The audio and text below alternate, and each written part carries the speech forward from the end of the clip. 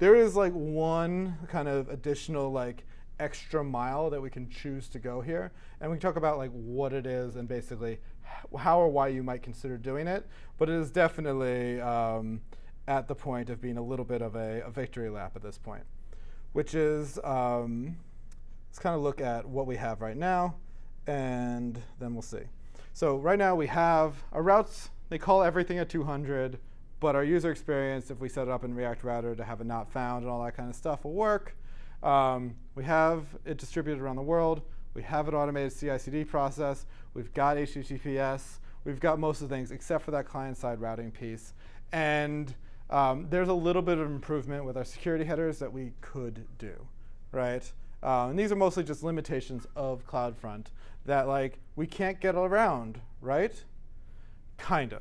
Right, I kind of mentioned in the very beginning that we can program our CDNs to a certain extent.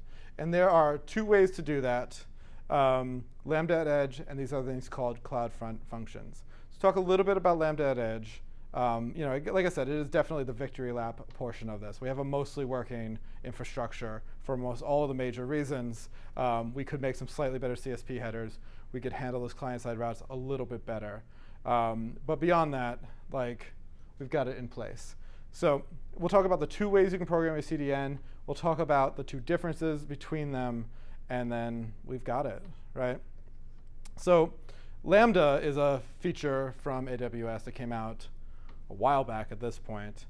And basically, instead of managing servers and deploying a whole bunch of stuff and like updating CentOS and stuff along those lines, you simply write some code in your favorite programming language, and you say to AWS, take my code, run my code, update Linux. I don't want to. When I was a kid, I had to set up a VPS. That was worse than this, right? That was not fun. So Lambdas allow you to just put code on the internet, predominantly JavaScript, Python. In our case, for Lambda at Edge, I think you're limited to JavaScript and Python.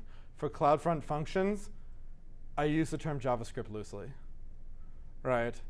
A JavaScript-like programming language. But you can use JavaScript or Python. You can just write some code. You host it. And if anyone needs it, you call it. And I'll pay for the compute later and like pennies on the execution.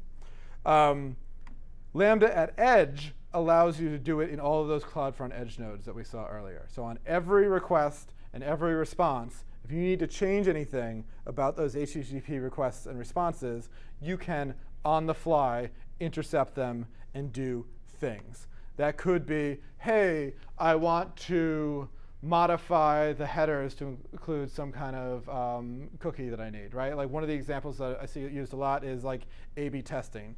If they have no cookie set for where they should get version A of the website or version B, give them one randomly, install that cookie. So now on the request in and out, they'll either get the new hotness or not, right? Like we can call that A/B testing. You're like, I don't care. You can also call that blue-green deploys, right? So like we just deployed a new version, start out with 10%, then 20%. If we don't have if my pager isn't going off, then start moving everyone to the new deploy. You can do a whole bunch of stuff along the way in and out. You could also hypothetically add those security headers for CSP that get you a higher score on like Mozilla Observatory that CloudFront doesn't give you by default. You could also hypothetically say, here are the known good client-side routes. Call those 200s. Call any other garbage a 400, right? So you can do all of the kind of missing features that we had along the way, as well as other stuff. Lambda at Edge functions can even call out to a database. They can do all sorts of other stuff as well that you might need to do, analytics for segment, what have you, along the way. And there are effectively 4 places that you can put Lambda at Edge functions, right? It is the viewer request, which is your end user, their browser, on its way into CloudFront, right? The origin request, which is CloudFront called it a cache miss. Let's send it to, in our case, S3. In any other case, maybe the API, so on and so forth. The origin response, so our case S3, possibly your server, as it hits CloudFront, and then back again on the way out, right? And it all depends on like what you want to do. The thing to note is that like if you want to store it in the cache, it kind of has to be on viewer request or viewer response, right? And like if it's not a cache miss, it's never going to hit origin request and origin response, right? So it's like, hey, like if you did need to talk to a database or something, that's probably like on the origin request. They're asking for something with a set of query params or headers or a URL that I've never seen before. Do some stuff, but as soon as we do the stuff, don't talk to me ever again, right? Or for 24 hours, right? All in those ways. So like what you might want to do really depends on what you need to do. Like if you want on every request, it needs to be viewer request. Every response, viewer response. If it misses CloudFront, is going back to the origin, then it's origin request and origin response. So things you might do on a viewer request. Like I said, this is executed every request before CloudFront cache is even checked, right? So it's like, hey, I want to lowercase all the headers, or like normalize the query params to all be in the right order, or something along those lines. You would do that before we check to see if it's a cache miss or a cache hit. You might want to see, like, do they have an authorization token? Whatever you need to care about, like, you can do that. If you need to generate a response, like, hey, listen, I know that like that route is not even going to be found. Don't waste a check on the origin. Just tell them.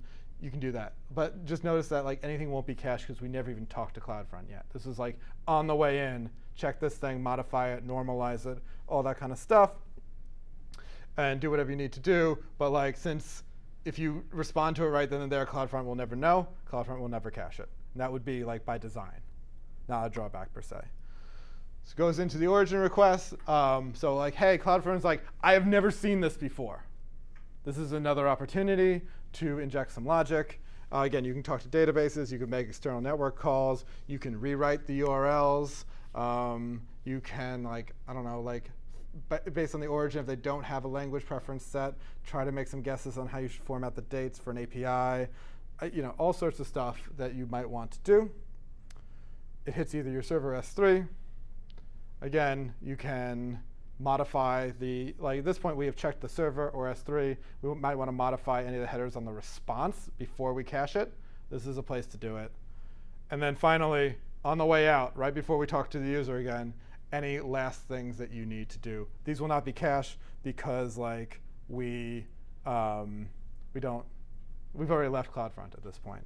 So we don't have all of that necessarily like in place.